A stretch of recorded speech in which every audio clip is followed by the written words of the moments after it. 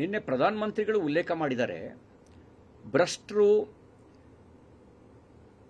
ಅಧಿಕಾರಕ್ಕೇರೋದಕ್ಕೆ ಭ್ರಷ್ಟ ಮಾರ್ಗವನ್ನೇ ಅನುಸರಿಸ್ತಾರೆ.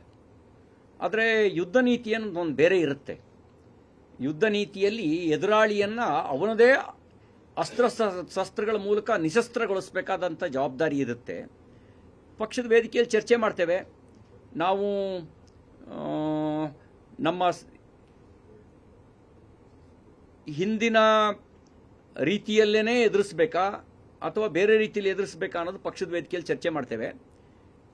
ಇದು ನಿರ್ಲಕ್ಷ್ಯ ಮಾಡುವ ಸಂಗತಿ ಅಲ್ಲ ಅನ್ನೋದು ಕರ್ನಾಟಕದಲ್ಲಿ ನಮ್ಮ ಅನುಭವಕ್ಕೆ ಬಂದಿರುವಂಥ ಸಂಗತಿ. ಹಾಗಾಗಿ ನಿರ್ಲಕ್ಷ್ಯ ಮಾಡೋಂಗಿಲ್ಲ, ಹೇಗೆ ಎದುರಿಸಬೇಕು ಅನ್ನೋದನ್ನು ಚರ್ಚೆ ಮಾಡ್ತೀವಿ.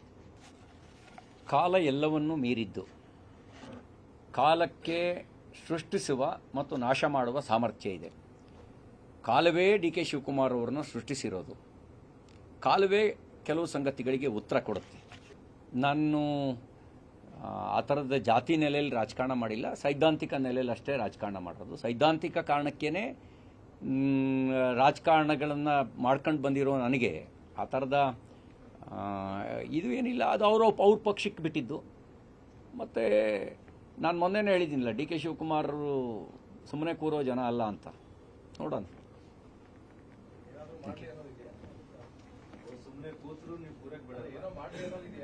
ಅವರೆಲ್ಲ ಸುಮ್ಮನೆ ಕೂರ್ತಾರೇನ್ರಿ? ಒಳ್ಳೆ ಕಥೆ ಆಯ್ತಲ್ಲ. ಬಂಡವಾಳ ಹಾಕ್ತಾರಿಗೆ ಬಂಡವಾಳ ತೆಗಿಯೋಕೆ ಗೊತ್ತಿಲ್ವಾ? ನಿನ್ನೆ ಪ್ರಧಾನಮಂತ್ರಿಗಳು ಉಲ್ಲೇಖ ಮಾಡಿದ್ದಾರೆ, ಭ್ರಷ್ಟರು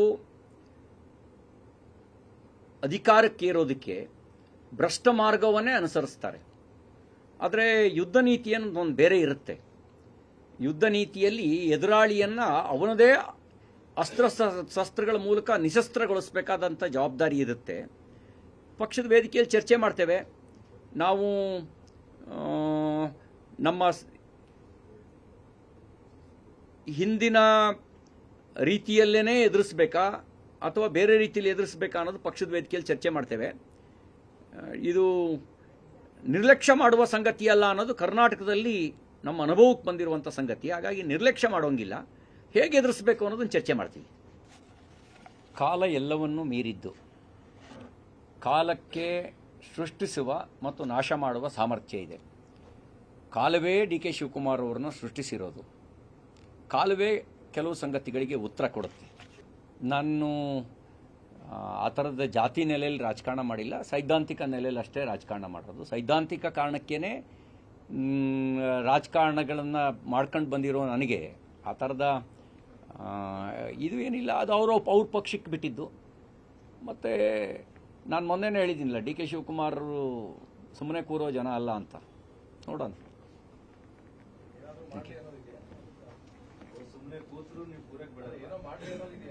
ಅವರೆಲ್ಲ ಸುಮ್ಮನೆ ಕೂರ್ತಾರೇನ್ರಿ? ಒಳ್ಳೆ ಕಥೆ ಆಯ್ತಲ್ಲ.